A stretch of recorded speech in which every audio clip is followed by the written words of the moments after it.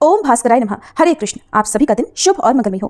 प्रिय श्रोताओं, आज से आप हमारे इस चैनल पर हर दिन नियम से ज्येष्ठ मास महात्म्य की कथाओं का रसपान करेंगे। इससे पहले हमारे चैनल पर हर दिन नियम से वैशाख मास की कथाएं सुनने के लिए आप सभी श्रोताओं का बहुत बहुत धन्यवाद। वैशाख पूर्णिमा के साथ ही वैशाख मास की समाप्ति हो जाती है और उसके बाद प्रारंभ होता है ज्येष्ठ यानी जेठ का पावन महीना।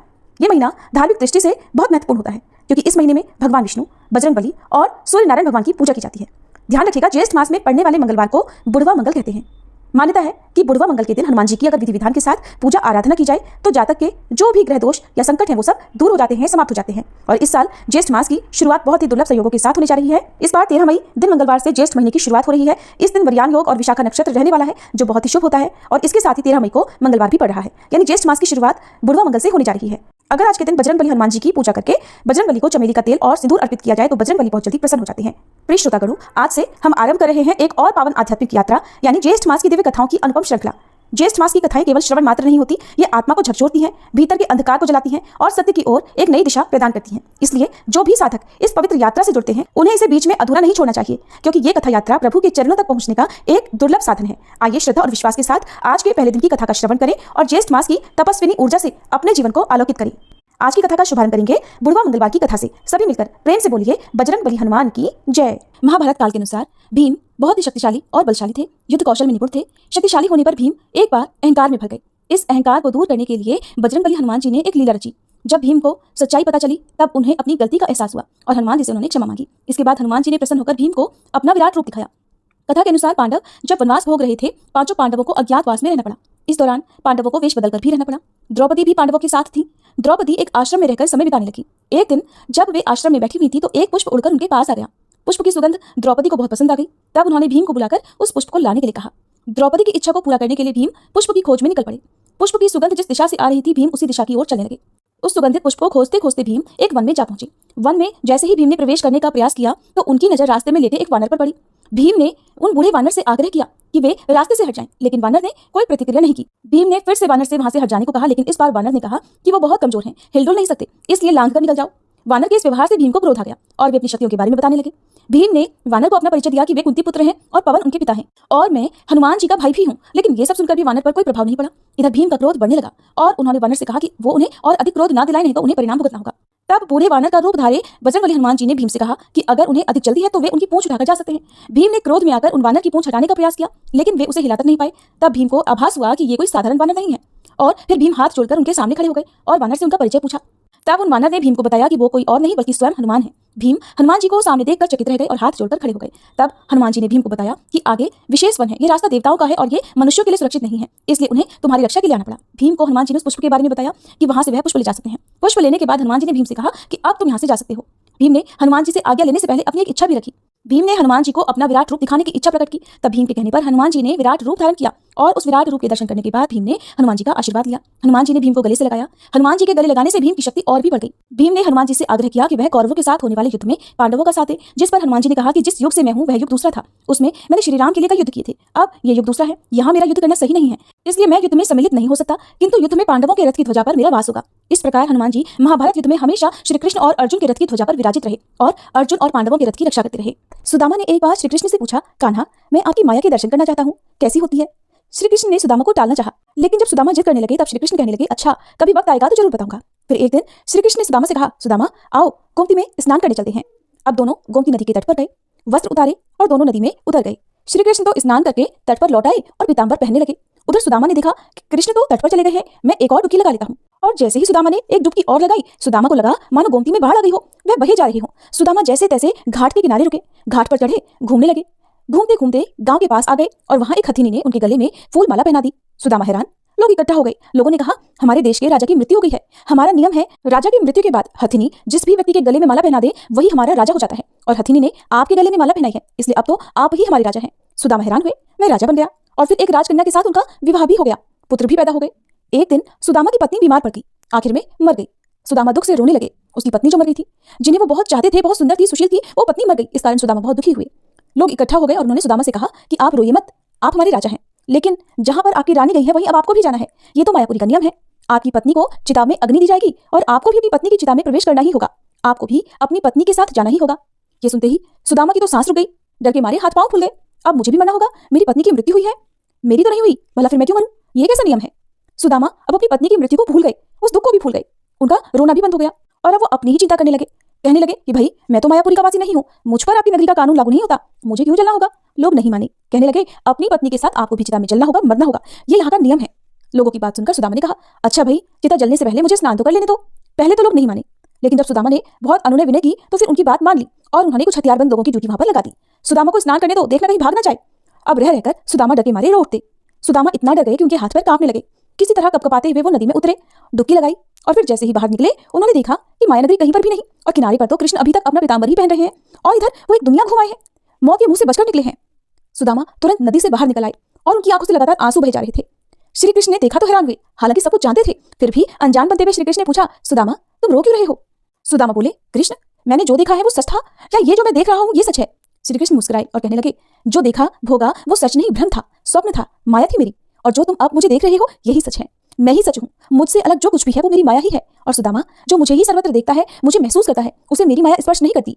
माया स्वयं का विस्मरण है, माया अज्ञान है और इंसान तो माया की कठपुतली है जिसे माया जब चाहे जैसे चाहे नचाती ही रहती है। जो प्रभु श्री कृष्ण से जुड़ा है वह नास्ता नहीं, भ्रमित नहीं होता, माया से दूर ही रहता है।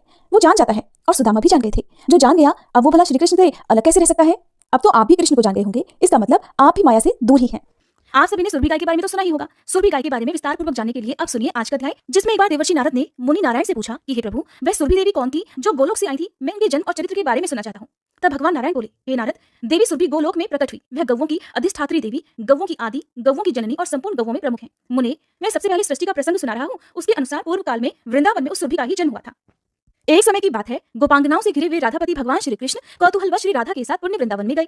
वहां वे विहार करने लगे।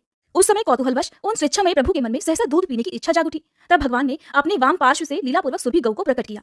उसके साथ बछड़ा भी था, वह दूध देने वाली गाय थी। उस सवत्सा गौ को सामने देखकर सुदामा ने एक रत्नमय पात्र में उसका दूध दूह लिया। वह दूध अमृत से भी अधिक मधुर और जन्म और मृत्यु को दूर करने वाला था। स्वयं गोपीपति भगवान श्री कृष्ण ने उस गरम गरम स्वादिष्ट दूध को पिया। फिर हाथ से छूटकर वह पात्र धरती पर गिर पड़ा और दूध पूरी धरती पर फैल गया। उस दूध से वहां सहसा एक सरोवर बन गया। उसकी लंबाई और चौड़ाई सब ओर से 100 योजन थी। गोलोक में वह सरोवर क्षीर सरोवर के नाम से प्रसिद्ध हुआ है। गोपिकाओं और श्री राधा के लिए वह क्रीड़ा सरोवर बन गया। भगवान की इच्छा से उस क्रीड़ा वापी के घाट तत्काल अमूल्य दिव्य रत्नों द्वारा निर्मित हो गए। उसी समय अकस्मात असंख्य कामधेनु वहां प्रकट हो गई। जितनी वे गौएं थी उतने ही बछड़े भी उनके साथ सुरभि गौ के रोमकूप से निकल आए। फिर उन गौओं के बहुत से पुत्र पौत्र भी हुए, जिनकी तो संख्या गिनी ही नहीं जा सकती। इस प्रकार उस सुरभि देवी से गौओं की सृष्टि कही गई, जिससे संपूर्ण जगत व्याप्त है। मुने, पूर्व काल में भगवान श्री कृष्ण ने देवी सुरभि की पूजा की थी। तत्पश्चात त्रिलोकी में उस देवी की दुर्लभ पूजा का प्रचार हो गया। दीपावली के दूसरे दिन भगवान श्री कृष्ण की आज्ञा से देवी सुरभि की पूजा संपन्न हुई थी। ये प्रसंग मैं अपने पिता धर्म के मुख से सुन चुका हूँ। महाभाग, देवी सुरभि का ध्यान, स्तोत्र, मूलमंत्र और पूजा की विधि का वेदोक्त क्रम मैं तुमसे कहता हूँ, सुनो। ओम सुरभ्ये नमः सुरभि देवी का यह षडाक्षर मंत्र है। 1 लाख जप करने पर मंत्र सिद्ध होकर भक्तों के लिए कल्प वृक्ष का काम करता है। ध्यान और पूजन यजुर्वेद में सम्यक रूप से वर्णित है, जो रिद्धि, वृद्धि, मुक्ति और संपूर्ण कामनाओं को देने वाली है। जो लक्ष्मी स्वरूपा श्री राधा की सहचरी, गौओं की अधिष्ठात्री, गौओं की आदि जननी, पवित्र रूपा, पूजनिया, भक्तों के अखिल मनोरथ सिद्ध करने वाली है और जिनसे ये सारा विश्व पावन बना है, उन भगवती सुरभि की मैं उपासना करता हूँ। कलश, गाय के मस्तक, गौओं के बांधने के खंभे, शालिग्राम की मूर्ति, जल अथवा अग्नि में देवी सुरभि की भावना करके ब्राह्मणों को इनकी पूजा करनी चाहिए। जो दीप मालिका के दूसरे दिन अर्थात दिवाली के दूसरे दिन पूर्वान काल में भक्तिपूर्वक भगवती सुरभि की पूजा करेगा, वह जगत में पूज्य हो जाएगा। एक बार वाराह कल्प में देवी सुरभि ने दूध देना बंद कर दिया। उस समय त्रिलोकी में दूध का अभाव हो गया था। तब देवता अत्यंत चिंतित होकर ब्रह्मलोक में चले गए और ब्रह्मा जी की स्तुति करने लगे। फिर ब्रह्मा जी की आज्ञा पाकर इंद्र ने देवी सुरभि की स्तुति आरंभ कर दी। देवराज ने कहा, देवी और महादेवी सुरभि को हमारा बारंबार नमस्कार है। आप गौओं की बीज स्वरूपा हो, आपको नमस्कार है। आप श्री राधा को प्रिय हो, आपको नमस्कार है। आप लक्ष्मी की अंशभूता हो, आपको बारंबार नमस्कार है।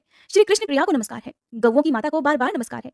जो सबके लिए कल्प वृक्ष स्वरूप तथा स्त्री, धन और वृद्धि प्रदान करने वाली है, उन भगवती सुरभि को बार बार नमस्कार है। शुभदा, प्रसन्ना और गो प्रदायिनी सुरभि देवी को बार बार नमस्कार है। यश और कीर्ति प्रदान करने वाली धर्मज्ञा देवी को बार बार नमस्कार है। इस प्रकार स्तुति सुनते ही सनातनी जगत जननी भगवती सुरभि संतुष्ट और प्रसन्न होकर उस ब्रह्मलोक में ही प्रकट हो गई। देवराज इंद्र को परम दुर्लभ मनोवांछित वर देकर वे फिर से गोलोक को चले गए। देवता भी अपने अपने स्थान को चले गए। नारद, फिर तो सारा विश्व सहसा दूध से भर गया। दूध से घी बना, घी से यज्ञ संपन्न होने लगे, जिससे देवता संतुष्ट हुए। जो मनुष्य इस महान पवित्र स्तोत्र का भक्तिपूर्वक पाठ करेगा, वह गोधन से संपन्न, प्रचुर संपत्ति वाला, परम यशस्वी और पुत्रवान हो जाएगा। उसे संपूर्ण तीर्थों में स्नान करने और अखिल यज्ञों में दीक्षित होने का फल भी सुलभ होगा। ऐसा पुरुष इस लोक में सुख भोगकर अंत में भगवान श्री कृष्ण के धाम में चला जाता है। चिरकाल तक वहां रहकर भगवान की सेवा करता रहता है। नारद, उसे पुनः इस संसार में नहीं आना पड़ता। देवर्षि नारद फिर बोले, भगवान नारायण के ध्यान में तत्पर रहने वाले महाभाग मुनिवर नारायण, आप नारायण के ही अंश हैं। इसलिए हे भगवान, आप नारायण से संबंध रखने वाली कथा कहिए। सुरभि का उपाख्यान अत्यंत मनोहर है, उसे मैंने सुन लिया। वह समस्त पुराणों में गोपनीय कहा गया है। पुराण वेताओं ने उसकी बड़ी प्रशंसा की है। अब मैं श्री राधा का परम उत्तम आख्यान सुनना चाहता हूँ। उनके प्रादुर्भाव के प्रसंग और उनके ध्यान, स्तोत्र और उत्तम कवच को भी सुनने की मेरी प्रबल इच्छा है। इसलिए आप इन सब का वर्णन कीजिए। मुनिवर श्री नारायण कहने लगे, हे देवर्षि, पूर्व काल की बात है। कैलाश शिखर पर सनातन भगवान शंकर, जो सर्वस्वरूप सबसे श्रेष्ठ सिद्धों के स्वामी और सिद्धदाता है, बैठे हुए थे। मुनि लोग भी उनकी स्तुति करके उनके पास ही विराजमान थे। भगवान शिव का मुखारबिंद प्रसन्नता से खिला हुआ था। उनके अधरों पर मंद मुस्कान की छटा छाई हुई थी। वे कुमार को परमात्मा श्री कृष्ण के रासोत्सव का सरल आख्यान सुना रहे थे। उस प्रसंग के श्रवण में कुमार की बड़ी रुचि थी। रास मंडल का वर्णन चल रहा था। जब इस आख्यान की समाप्ति हुई और अपनी बात प्रस्तुत करने का समय आया, उस समय सती साध्वी पार्वती जी मंद मुस्कान के साथ अपने प्राण वल्लभ के सामने प्रश्न उपस्थित करने को तैयार हुई। पहले तो वे डरती हुई सी स्वामी की स्तुति करने लगी। फिर जब प्राणेश्वर ने मधुर वचनों द्वारा उन्हें प्रसन्न किया, तब वे देवेश्वरी महादेवी उमा महादेवी जी के सामने वह अपूर्व राधि को उपाख्यान सुनाने के लिए अनुरोध करने लगी, जो कि पुराणों में भी परम दुर्लभ है। देवी पार्वती बोली, नाथ, मैंने आपके मुखारबिंद से पांचरात्र आदि सारे उत्तमोत्तम आगम नीति शास्त्र, योगियों के योग शास्त्र, सिद्धों के सिद्धि शास्त्र और तरह तरह के मनोहर तंत्र शास्त्र, परमात्मा श्री कृष्ण के भक्तों के भक्ति शास्त्र और समस्त देवियों के चरित्र का श्रवण किया है। अब मैं श्री राधा के उत्तम आख्यान को सुनना चाहती हूँ। श्रुति में कर्ण शाखा के भीतर श्री राधा की प्रशंसा संक्षेप से की गई है, उसे मैंने आपके मुख से सुना है। अब व्यास जी द्वारा वर्णित श्री राधा की महत्ता भी सुनाइए। पहले उपाख्यान के प्रसंग में आपने मेरी इस प्रार्थना को स्वीकार किया था, और ईश्वर की वाणी तो कभी झूठ नहीं हो सकती। इसलिए आप श्री राधा के प्रादुर्भाव, ध्यान, उत्तम नाम महात्म्य, उत्तम पूजा विधान, चरित्र, स्तोत्र, उत्तम कवच, आराधना की विधि और अभीष्ट पूजा पद्धति का इस समय वर्णन कीजिए। हे प्रभु, मैं आपकी भक्त हूँ, ये सब बातें मुझे अवश्य बताइए। साथ ही इस बात पर भी प्रकाश डालिए कि आपने आगमाख्यान से पहले ही इस प्रसंग का वर्णन क्यों नहीं किया था। देवी पार्वती के उपयुक्त वचन सुनकर भगवान पंचमुख शिव ने अपना मस्तक नीचे कर लिया। अपना सत्य भंग होने के भय से वे मौन हो गए, चिंता में पड़ गए। उस समय उन्होंने अपने इष्ट देव करुणा निधान भगवान श्री कृष्ण का ध्यान द्वारा स्मरण किया और उनकी आज्ञा पाकर फिर वे अपनी अर्धांग स्वरूपा पार्वती जी से इस प्रकार बोले, देवी, आगमाख्यान का आरंभ करते समय मुझे परमात्मा भगवान श्री कृष्ण ने राधाख्यान के प्रसंग से रोक दिया था, परंतु माहेश्वरी, आप तो मेरा अधंग हो और आपका स्वरूप मुझसे भिन्न नहीं है। इसलिए भगवान श्री कृष्ण ने इस समय मुझे यह प्रसंग तुम्हें सुनाने की आज्ञा दे दी है। संत शिरोमणि, मेरे इष्ट देव की वल्लभा श्री राधा का चरित्र अत्यंत गोपनीय, सुखद और श्री कृष्ण भक्ति देने वाला है। दुर्गे, वह सब पूर्वापर श्रेष्ठ प्रसंग मैं जानता हूँ। मैं जिस रहस्य को जानता हूँ उसे ब्रह्मा जी तथा नागराज शेष भी नहीं जानते। सनत कुमार, सनातन, देवता, धर्म, देवेंद्र, मुनीन्द्र, सिद्धेंद्र और सिद्ध पुरुषों को उसका ज्ञान नहीं है। हे सुरेश्वरी, आप मुझसे भी बलवती हो, क्योंकि इस प्रसंग को न सुनाने पर अपने प्राणों का परित्याग कर देने पर तत्पर हो गई थी। इसलिए अब मैं इस गोपनीय विषय को भी आपसे कहता हूँ। दुर्गे, यह परम अद्भुत रहस्य है, मैं इसका कुछ वर्णन करता हूँ, सुनो। श्री राधा का चरित्र अत्यंत पुण्यदायक और दुर्लभ है। एक समय रासेश्वरी श्री राधा जी श्याम सुंदर श्री कृष्ण से मिलने को तत्पर हुई। उस समय वे रत्नमय सिंहासन पर अमूल्य रत्न भरणों से विभूषित होकर बैठी हुई थी। अग्निशुद्ध दिव्य वस्त्र उनके श्री अंगों की शोभा बढ़ा रहा था। उनकी मनोहर अंगकांति करोड़ों पूर्ण चंद्रमाओं को भी लज्जित कर रही थी। उनकी प्रभा तपाए हुए सोने के समान जान पड़ती थी और वे अपनी ही दीप्ति से दमक रही थी। शुद्ध स्वरूपा श्री राधा के होठों पर मंद मंद मुस्कान खेल रही थी। उनकी दंत पंक्ति बड़ी ही सुंदर थी और उनका मुख शरद काल के प्रफुल्ल कमलों की शोभा को भी तिरस्कृत कर रहा था, उन्हें भी मात दे रहा था। वे मालती सुमनों की माला से मंडित रमणीय केशवास धारण करती थी। उनके गले की रत्नमयी माला ग्रीष्म ऋतु के सूर्य के समान चमक रही थी। कंठ में प्रकाशित शुभ मुक्ताहार गंगा की धवल धार के समान शोभा पा रहा था। आप सभी श्रोतागण यहाँ पर बहुत ध्यान से आंखें बंद कर राधा रानी के स्वरूप का ध्यान कीजिएगा। जो जो कथा में सुनाया जा रहा है उन्हीं सब बातों का ध्यान करते हुए आप राधा रानी को याद कीजिए। रसिक शेखर श्याम सुंदर श्री कृष्ण ने मंद मंद मुस्कुराती हुई अपनी उन प्रियतमा को देखा। प्राण वल्लभा पर दृष्टि पड़ते ही विश्वकांत श्री कृष्ण मिलन के लिए उत्सुक हो गए। परम मनोहर कांति वाले प्राण वल्लभ को देखते ही श्री राधा रानी उनके सामने दौड़ती चली गई। देवी, उन्होंने अपने प्राणाराम की ओर धावन अर्थात दौड़ना प्रारंभ किया, इसलिए पुराण वेता महापुरुषों ने उनका राधा ये सार्थक नाम निश्चित कर दिया। राधा श्री कृष्ण की आराधना करती है और श्री कृष्ण श्री राधा रानी की। वे दोनों परस्पर आराध्य और आराधक हैं। संतों का ऐसा कहना है कि उनमें सभी दृष्टियों से पूर्णतः समता है, वे दोनों एक ही हैं।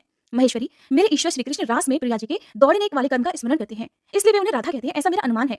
दुर्गे, भक्त पुरुष रास शब्द के उच्चारण मात्र से परम दुर्लभ मुक्ति को पा लेता है और धा शब्द के उच्चारण से वह निश्चय ही श्री हरि के चरणों में दौड़कर पहुंच जाता है। रा का अर्थ है पाना और धा का अर्थ है निर्वाण अर्थात मोक्ष। भक्तजन उनसे निर्वाण मुक्ति पा लेता है, इसीलिए उन्हें राधा कहा गया है। श्री राधा के रोमकूपों से गोपियों का समुदाय प्रकट हुआ है और श्री कृष्ण के रोमकूपों से संपूर्ण गोपों अर्थात ग्वालों का प्राकट्य हुआ है। श्री राधा के बाएं भाग से महालक्ष्मी जी का प्राकट्य हुआ है। वे ही शशि की अधिष्ठात्री देवी और गृह लक्ष्मी के रूप में भी प्रकट हुई है।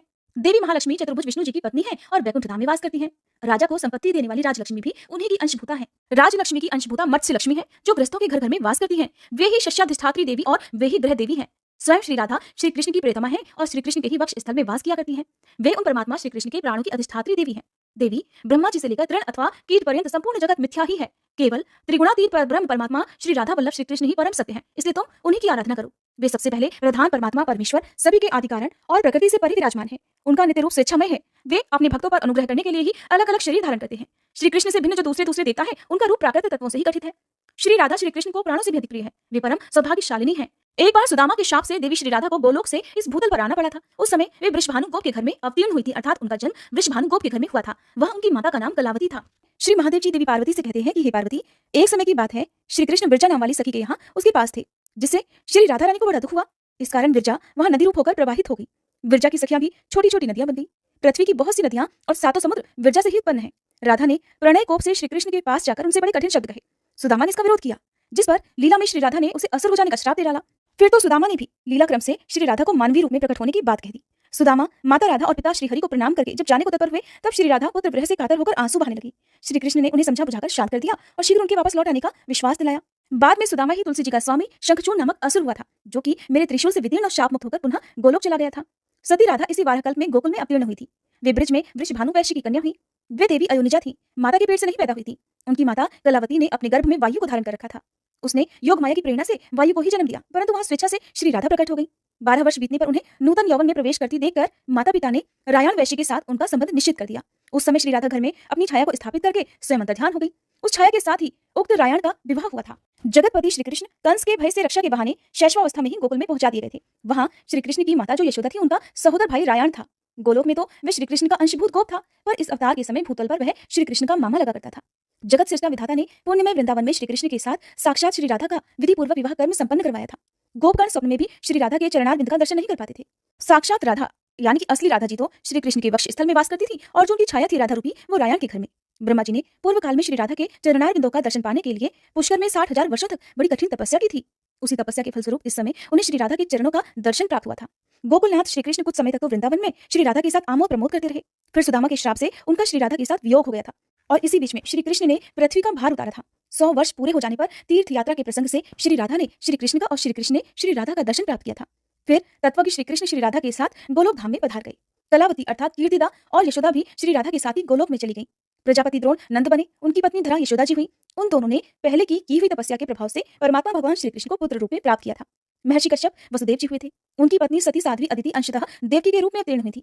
प्रत्येक कल्प में जब भगवान अवतार लेते हैं, देव माता अदिति और देव पिता कश्यप उनके माता पिता का स्थान ग्रहण करते हैं।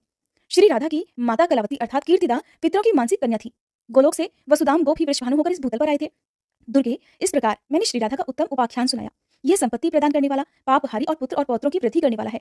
श्री कृष्ण 2 रूपों में प्रकट हैं, द्विभुज और चतुर्भुज। चतुर्भुज रूप से वे वैकुंठ धाम में निवास करते हैं और स्वयं द्विभुज श्री कृष्ण गोलोक धाम में। चतुर्भुज की पत्नी महालक्ष्मी, सरस्वती, गंगा और तुलसी हैं। ये चारों देवियां चतुर्भुज नारायण देव की प्रिया हैं। श्री कृष्ण की पत्नी श्री राधा हैं, जो उनके अर्धांग से प्रकट हुई हैं। वे तेज, अवस्था, रूप और गुण सभी दृष्टियों से उनके अनुरूप हैं। विद्वान पुरुष को पहले राधा नाम का उच्चारण करके उसके बाद कृष्ण के नाम का उच्चारण करना चाहिए, और अगर इस क्रम का उलटफेर कर दिया जाए अर्थात राधा कृष्ण कहने के बजाय कृष्णा राधा कह दिया जाए तो वह पाप का भागी होता है, इसमें संशय नहीं। कार्तिक की पूर्णिमा को गोलोक के रास मंडल में श्री कृष्ण ने राधा जी का पूजन किया और तत्संबंधी महोत्सव रचाया था। उत्तम रत्नों की गुटिका में राधा कवच रखकर गोपों सहित श्री हरि ने उसे अपने कंठ और दाहिनी बाह में धारण किया। भक्तिभाव से उनका ध्यान करके स्तुति की। फिर मधुसूदन ने राधा के चबाए हुए तांबूल अर्थात पान को लेकर स्वयं खाया था। श्री राधा श्री कृष्ण की पूजनिया भी हैं और श्री कृष्ण राधा जी के पूजनीय हैं। वे दोनों एक दूसरे के इष्ट देवता हैं। उनमें भेदभाव करने वाला पुरुष नरक में जाता है। श्री कृष्ण के बाद धर्म ने, ब्रह्मा जी ने, मैंने, अनंत ने, वासुकी ने और सूर्य चंद्रमा ने श्री राधा का पूजन किया। फिर देवराज इंद्र, रुद्रगण, मनु, मनुपुत्र, देवेंद्रगण, मुनीन्द्रगण और संपूर्ण विश्व के लोगों ने श्री राधा की पूजा की। ये सब द्वितीय आवरण के पूजक है। तृतीय आवरण में 7 द्वीपों के सम्राट सुयज्ञ ने और उनके पुत्र पौत्रों और मित्रों ने भारतवर्ष में प्रसन्नता पूर्वक श्री राधिका का पूजन किया। उन महाराज को दैववश किसी ब्राह्मण ने श्राप दे दिया था, जिससे उनका हाथ रोगग्रस्त हो गया था, जिस कारण वे मन ही मन बहुत दुखी रहा करते थे। उनकी राजलक्ष्मी छिन गई थी, परंतु श्री राधा के वरदान से उन्होंने अपना राज्य पुनः प्राप्त कर लिया। ब्रह्मा जी के द्वारा दिए हुए स्तोत्र से परमेश्वरी श्री राधा की स्तुति करके राजा ने उनके अभेद कवच को कंठ और बाह में धारण किया और पुष्कर तीर्थ में 100 वर्षों तक ध्यानपूर्वक उनकी पूजा की। अंत में वे महाराज रत्नमय विमान पर सवार होकर गोलोक धाम में चले गए। देवी, ये सारा प्रसंग मैंने तुम्हें कह सुनाया, अब और क्या सुनना चाहती हो? तब देवी पार्वती कहने लगी, प्रभु, राजा सुयज्ञ कौन थे? किस वंश में उनका जन्म हुआ था? उन्हें ब्राह्मण का श्राप कैसे प्राप्त हुआ था और किस तरह श्री राधा जी को वे प्राप्त कर सके? जो सर्वात्मा श्री कृष्ण की पत्नी है और साक्षात श्री कृष्ण ने जिनका पूजन किया है, उन्हीं परमेश्वरी श्री राधा की सेवा का सौभाग्य एक मलमूत्रधारी मनुष्य को कैसे मिल सका? जिनके चरणार बिंदों की रज को पाने के लिए ब्रह्मा जी ने भी पूर्व काल में पुष्कर तीर्थ के भीतर 60,000 वर्षों तक बड़ी कठिन तपस्या की थी, और जिनका दर्शन पाना आपके लिए भी अत्यंत कठिन है, उन्हीं पुरातनी महालक्ष्मी श्री राधा देवी का दर्शन राजा सुयज्ञ ने कैसे किया? वे मनुष्यों के दृष्टि पथ में कैसे आई? तीनों लोगों के स्रष्टा ब्रह्मा जी ने राजा सुयज्ञ को श्री राधा का कवच किस प्रकार दिया? उनके ध्यान, पूजन और स्तोत्र का उपदेश कैसे दिया? हे महादेव, ये सभी बताने की कृपा कीजिए। तब श्री महादेव जी बोले, देवी, 14 मनुओं में जो सबसे प्रथम है उन्हें स्वयंभू मनु कहते हैं। वे ब्रह्मा जी के पुत्र और तपस्वी कहे गए हैं। उन्होंने शत्रुपा से विवाह किया था। मनु और शत्रुपा के पुत्र उत्तानपाद हुए। उत्तानपाद के पुत्र केवल ध्रुव हैं। हे गिरिराज नंदनी, ध्रुव की कीर्ति तीनों लोकों में विख्यात है। ध्रुव के पुत्र उत्कल हुए, जो भगवान नारायण के अनन्य भक्त थे। उन्होंने पुष्कर तीर्थ में 1000 राजसूय यज्ञों का अनुष्ठान किया था। उस यज्ञ में सारे पात्र रत्नों के बने हुए थे। राजा ने बड़ी प्रसन्नता के साथ वे सभी पात्र ब्राह्मणों को दान कर दिए थे। यज्ञांत महोत्सव में राजा ने बहुमूल्य वस्त्रों की सहस्त्रों राशियां, जो कि तेज पुंज से प्रकाशित होती थी, ब्राह्मणों में बांट दी। प्रिय, उस सुंदर यज्ञ को देखकर ब्रह्मा जी ने देव सभा में राजा उत्कल का नाम सुयज्ञ रख दिया। राजा सुयज्ञ अन्न, रत्न और सभी प्रकार की संपत्तियों के दाता थे। वे हर दिन प्रसन्नता पूर्वक उचित दक्षिणा के साथ ब्राह्मणों को 10-12 लाख गौवें दान में देते थे। उन गौओं के सींग रत्नों से मढ़े हुए होते थे और दुग्ध पात्र आदि सामग्री भी रत्नमयी ही होती थी। वे हर दिन 6 करोड़ ब्राह्मणों को भोजन कराया करते थे। उन्हें प्रतिदिन चूसने, चबाने, चाटने और पीने योग्य भोजन सामग्री देकर तृप्त किया करते थे। हर दिन 1 लाख रसोइयों को भोजन दिया करते थे। पुआ, रोटी, चावल आदि अन्न, दाल आदि व्यंजन दही के साथ परोसे जाते थे। उस भोजन सामग्री में मांस का सर्वथा अभाव होता था। ब्राह्मण लोग भोजन के समय मनुवंशी राजा सुयज्ञ की नहीं बल्कि उनके पितरों की भी स्तुति करते थे। हे सुंदरी, यज्ञ के दिनों में और उसकी समाप्ति के दिन कुल मिलाकर 36 लाख करोड़ ब्राह्मणों ने अत्यंत तृप्तिपूर्वक सुवर्ण भोजन किया था। उन्होंने दक्षिणा में इतने रत्न ग्रहण किए थे कि उन सबको अपने घर तक ढोकर ले जाना उनके लिए सर्वथा असंभव हो गया था। तब उन्होंने कुछ तो शूद्रों को बांट दिया, कुछ रास्ते में छोड़ दिया। ब्राह्मण भोजन के अंत में राजा ने ब्राह्मणों को भी भोजन दिया और फिर वहां अन्न की सहस्त्रों राशियां शेष रह गई। इस प्रकार यज्ञ करके महाबाहु राजा सुयज्ञ अपनी राजसभा में रमणीय रत्न सिंहासन पर बैठे हुए थे। वह सिंहासन रत्नेंद्र सार से निर्मित अनेक छत्रों से सुशोभित था। उसे बड़ी अच्छी तरह से सजाया गया था। उस पर चंदन आदि सुगंधित वस्तुओं का लेप लगा हुआ था। चंदन पल्लवों से उसकी खूबसूरती और अधिक बढ़ गई थी। वहां वसु, वासव, चंद्रमा, इंद्र, आदित्यगण, मुनिवर, नारद और बड़े बड़े देवता विराजमान थे। उसी समय वहां एक ब्राह्मण आया जो कि रूखा और मलिन वस्त्र पहने हुए था। उसके कंठ, ओठ और तालू सूखे हुए थे। उसने मुस्कुराते हुए हाथ जोड़कर रत्न सिंहासन पर बैठे हुए पुष्पमाला और चंदन से चर्चित राजा को आशीर्वाद दिया। राजा ने भी ब्राह्मण को प्रणाम तो किया, किंतु वे अपने स्थान से उठे नहीं। उस सभा के सभासद भी ब्राह्मण की ओर देखकर खड़े नहीं हुए। हो सकता है वो उसकी दशा को देखकर उसका सम्मान न करना चाहते हो। और वे सभी थोड़ा थोड़ा मुस्कुराते और हंसते रहे। तब वह श्रेष्ठ ब्राह्मण मुनियों और देवताओं को नमस्कार करके निरंकुश भाव से वहां खड़ा हो गया और फिर बड़े ही क्रोध से राजा को श्राप देता हुआ बोला, अरे ओ मूर्ख, तू इस राज्य से दूर चला जा, श्रीहीन हो जा और शीघ्र ही गलित कोढ़ से युक्त, बुद्धिहीन और उपद्रवों से ग्रस्त हो जा। ऐसा कहकर क्रोध से कांपता हुआ वह ब्राह्मण अन्य सभासदों को श्राप देने के लिए तत्पर हो गया। जो लोग वहां हंस रहे थे वे सब अचानक उठकर खड़े हो गए। उन सब ने अपने दोष का परिहार कर लिया, इसलिए उनकी ओर से ब्राह्मण का क्रोध जाता रहा। राजा उस ब्राह्मण को प्रणाम करके भय से कातर होकर रोने लगे। अब वे बड़े दुखी हृदय से सभा के बीच से बाहर निकले। तब गूढ़ रूप वाले वे ब्राह्मण देवता भी ब्रह्म तेज से प्रकाशित हुए चल दिए। उनके पीछे पीछे भय से कातर हुए समस्त मुनि भी चल दिए और बारंबार उच्च स्वर से पुकारने लगे। सब कहने लगे कि हे विप्र, ठहरो ठहरो। उन मुनियों के नाम इस प्रकार हैं: पुलह, पुलत्स्य, प्रचेता, भृगु, अंगिरा, मरीचि, कश्यप, वशिष्ठ, क्रतु, शुक्र, बृहस्पति, दुर्वासा, लोमश, गौतम, कणाद, कण्व, कात्यायन, कठ, पाणिनि, जाजलि, ऋषिभृंग, विभांडक, तैत्तिली, महातपस्वी मार्कंडेय, सनंदन, सनातन, सनक, भगवान सनत कुमार, नर नारायण ऋषि, पराशर, जरत्कारु, संवर्त, करथ, और्व, च्यवन, भरद्वाज, वाल्मीकि, अगस्त्य, ये सारे ऋषि मुनि वहां पर थे और इनके सहित सभी देवता भी ब्राह्मण के पीछे पीछे चलने लगे। पार्वती जी, उन नीति विशारद मुनियों ने ब्राह्मण को समझाया, एक स्थान पर ठहराया और फिर उनसे नीतिपूर्ण कुछ बातें कही। देवी पार्वती ने महादेव से पूछा, हे प्रभु, ब्राह्मण और ब्रह्मा जी के पुत्रों ने जो कि नीति के विद्वान थे, उस समय उन ब्राह्मण देवता से नीति की कौन सी बात कही, ये भी मुझे बताने की कृपा करें। श्री महादेव जी बोले, हे सुमुखी, उस मुनि समुदाय ने स्तुति और विनय से ब्राह्मण को संतुष्ट करके क्रमशः इस प्रकार कहना आरंभ किया। सबसे पहले संत कुमार ने कहा, हे ब्राह्मण, आपके पीछे पीछे राजा की लक्ष्मी और कीर्ति भी चली आई है। सत्व, यश, सुशीलता, महान ऐश्वर्य, पितर, अग्नि और देवता सभी राजा को श्रीहीन करके उनके घर से बाहर चले आए हैं। हे ब्राह्मण, अब आप संतुष्ट हो जाओ, क्योंकि ब्राह्मण शीघ्र ही संतुष्ट होने वाला कहा गया है।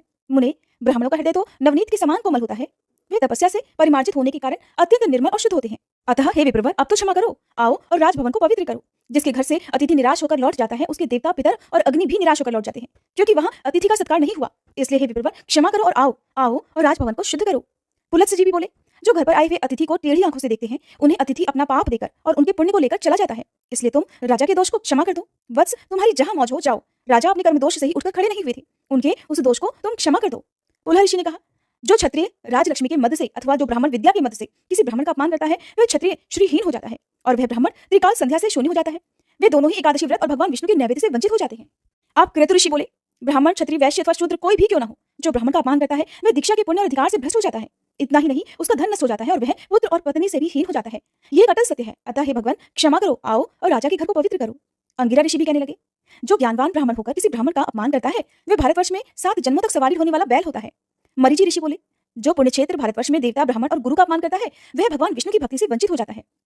कश्यप मुनि ने कहा, जो वैष्णव ब्राह्मण को देखकर उसका अपमान करता है, वह विष्णु मंत्र की दीक्षा से वंचित होकर विष्णु पूजा से भी विरत हो जाता है। अब प्रचेता ऋषि बोले, जो अतिथि ब्राह्मण को आया देखकर उसके लिए अभ्युत्थान नहीं करता, उठकर खड़ा नहीं हो जाता, वह भारत भूमि में माता पिता की भक्ति से रहित हो जाता है। उस मूर्ख को 7 जन्मों तक हाथी की योनि में जन्म लेना पड़ता है। इसलिए हे द्विश्रेष्ठ, शीघ्र चलो, राजा को आशीर्वाद दो।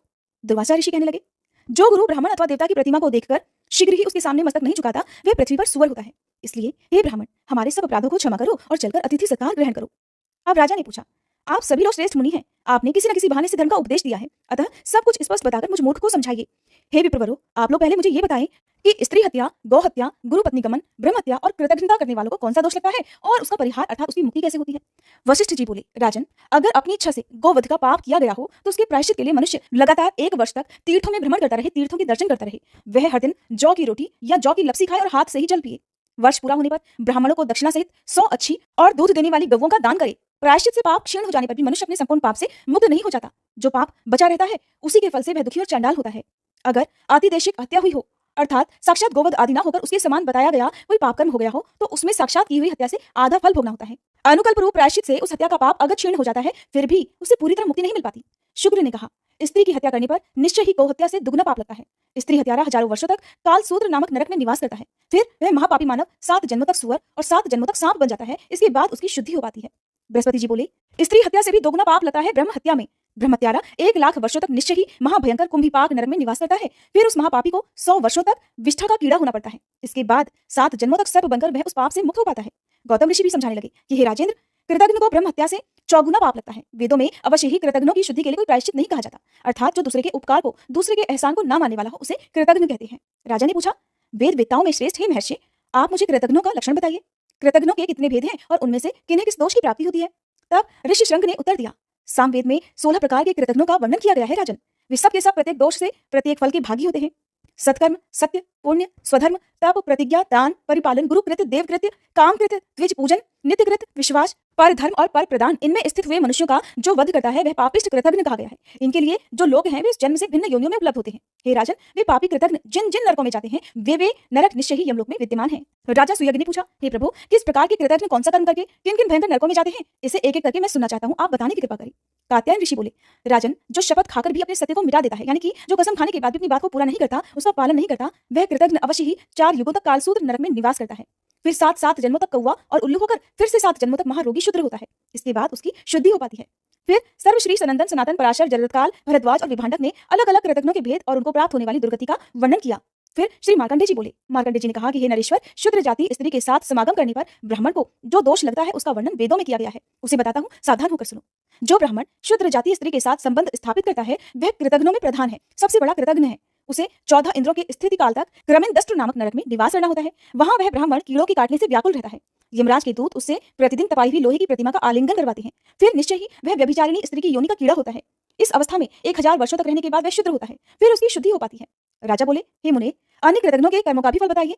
ये ब्राह्मण का श्राप तो मेरे लिए बड़ा लाभदायक हुआ है, क्योंकि इसके कारण मुझे सत्संग का लाभ हुआ है। भला विपत्ति में पड़े बिना किसको संपत्ति प्राप्त होती है? हे मुनिवरों, मैं तो धन्य हूँ, कृतकृत्य हूँ, मेरा जीवन सफल हो गया, क्योंकि आज मेरे घर पर मुक्त मुनिगण और देवता पधारे हैं। इसके बाद मुनियों ने राजा सुयज्ञ के सामने जिन जिन नरकों का वर्णन किया जिसमें कृतघ्न मनुष्य को जाना होता है, उसका वर्णन आप सभी अगले अध्याय में सुनिएगा। आप सुनिए श्री कृष्ण चालीसा पाठ। बंशी शोभित कर मधुर नील जलद तन श्याम, अरुण अधर जनु बिंबा फल नयन कमल अभिराम, पूर्ण इंद्र अरविंद मुख पीतांबर शुभ साज, जय मनमोहन मदन छवि कृष्ण चंद्र महाराज, जय यदुनंदन जय जगवंदन, जय वसुदेव देवकी नंदन, जय यशोदासुत नंद दुलारे, जय प्रभु भक्तन के धृग तारे, जय नट नागर नाग नथैया कृष्ण कन्हैया धेनु चरैया, पुनि नख पर प्रभु गिरिवर धारो, आओ दीनन कष्ट निवारो, वंशी मधुर अधर धरि तेरी, होवे पूर्ण मनोरथ मेरो, आओ हरि पुनि माखन चाखो, आज लाज भारत की राखो, गोल कपोल चिबुक अरुणारे, मृदु मुस्कान मोहिनी डारे,